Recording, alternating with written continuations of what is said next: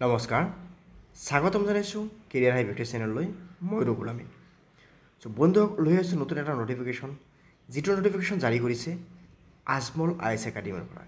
চ' আহক আমি সম্পূৰ্ণকৈ জানিম ইয়াতে কি কোৱা হৈছে বা হয়তো কেনেকুৱা ধৰণৰ ইয়াতে নটিফিকেশ্যন দিয়া হৈছে এইটো কোনো জব নটিফিকেশ্যন নহয় এইটো নটিফিকেশ্যন হৈছে আমাৰ এডমিশ্যন নটিফিকেশ্যন ইয়াতে কৈছে Ajmal IS academy Hojai Ajmal IS academy Hojai Screening test for Royal Vets 2024-25 for Azmol free coaching program at Azmol IS Academy Hojai. এতে হোজাই যেটো আজমল আইএস একাডেমি আছে তাতে কি কৰা হ'ব যে ষ্টুডেন্টৰ কাৰণে এটা এক্সাম কন্ডাক্ট কৰা হ'ব বা এন্ট্ৰেন্স এক্সাম লোৱা হ'ব হেতু এক্সাম লোৱাৰ পিছত ষ্টুডেন্টে তাতে ফ্ৰী কোচিং কৰা হ'ব তো চাওক ইয়াতে কি কৈছে next date of examination 23rd June 2024 Sunday exam timing হৈছে 10:30 পৰা 2 PM লৈকে with half of an hour break in between the 12:30 to 1 PM মানে 10:30 পৰা 2টা লৈকে আপোনাৰ এক্সাম চলিব যদিও মাজত আধা ঘণ্টা এটা গ্যাপ পাব এতিয়া এক্সামত আপুনি কি পাব তো চাওক ফেজ 1 যেটো এক্সাম হ'ব তাতে আপুনি পেপাৰ 1 পাব জেনাৰেল ষ্টাডি আৰু সিসেট আৰু পেপাৰ 2 পাব এসএ ৰাইটিং তো আপোনাৰ পেপাৰ 1 যেটো থাকিব আৰু নৰমালি আমাৰ এপিএসসিত ক'বলৈ গ'লে কি পেপাৰ 1 থাকে কি আমাৰ নৰমালি তাতে জেনাৰেল ষ্টাডি আৰু সেকেন্ড পেপাৰ থাকে সিসেট কিন্তু এই দুটা মিলি কিনে এটা সেট বনোৱা হৈছে পেপাৰ 1 আৰু সেকেন্ড পেপাৰত আপোনাক এসএ লিখিব দিব ইয়াতে সো জেনাৰেল ষ্টাডি বাবে কিমান সময় থাকিব 10:30 পৰা আপোনাৰ 12টা লৈকে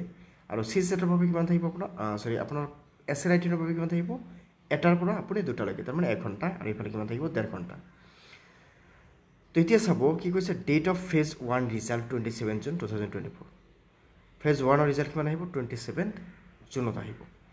ফেজ 2 কি আছে পাৰ্সোনাল ইন্টাৰভিউ হ'ব আপোনাৰ date will be announced with the phase 1 result আপোনাৰ ৰিজাল্ট হিচাপে আপোনাক তাতে মাতিব নেক্সট কি আছে চাওক এটা অনলাইন ৰেজিষ্ট্ৰেশ্যন এট www.azmolisacademy.in ত আপুনি ডাইৰেক্ট আপুনি কি কৰিব লাগিব অনলাইন ৰেজিষ্ট্ৰেশ্যন কৰিব পাৰিব last date of application 20 June 2024 এটা কি হৈছে coaching for top 40 performers will be sponsored মানে আপোনাৰ টপ 40 যদি আহি যায় তেতিয়ালে আপোনাৰ টোটালি মানে কি হ'ব কোৰ্সটো ফ্ৰী হৈ যাব কোচিং এণ্ড একমোডেশন মানে থকা লগতে খোৱাখিনি আপুনি ফ্ৰী পাই যাব of UPSC or APSC prelims or mains qualified and BPL candidate will be sponsored আৰু আপোনাৰ কি হ'ব লাগিব আপুনি যদি বিপিএল কেণ্ডিডেট হয় তথাপি আপুনি তাতে গৈ কিনে ফ্ৰী পাব আপুনি ইয়াত এটা বস্তু চাব পাৰিছে ইউপিএসসি 2024 ইয়াতে ৰিজাল্ট যদি আমি চাব যাওঁ ইয়াতে ৰিজাল্টত কি আছে ইউপিএসসি 2024 ত ইয়াতে mister Ajmal Hussain from Baksa interview guidance আছিল আজমল আইএছ একাডেমীৰ পৰা আৰু তেখেতে ইউপিএসসি সিলেকশ্যন পাইছে ইয়াতে চাওক কি আছে ইয়াতে successfully candidate of Ajmal IAS coaching programme of the recently declared APSC result ইয়াতে এচিএছত আছে কিমান কেইজন তাৰ লগতে ইয়াতে এপিএছত আছে ভিডিঅ' আছে লগতে এই গোটেইখিনি বস্তু আপুনি চাব পাৰিছে ইয়াতে এপিএছৰ ৰেংক 1ত কোন আছিল ৰণিত চৌধুৰী এটো আজমল আইএছ একাডেমীৰ পৰা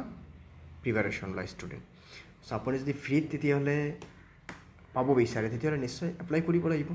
আৰু তাৰ লগতে প্ৰিপাৰেশ্যন কৰিব লাগিব এতিয়া সিলেবাস ক'বলৈ গ'লে কি যে আমাৰ এপিএসসিৰ যিখিনি সিলেবাস আছিল সেইখিনি সিলেবাস তো আপোনালোকে সেইমতে প্ৰিপাৰেশ্যনখিনি ষ্টাৰ্ট কৰিব পাৰে আৰু লগতে লাষ্ট ইয়াৰ এনেকুৱা ধৰণৰ এক্সাম হৈছিল সো আপোনালোকে যদি হেতু কোৱেশ্চন পেপাৰ কালেক্ট কৰিব পাৰে তেতিয়াহ'লে নিশ্চয় কালেক্ট কৰি ল'ব আৰু লগতে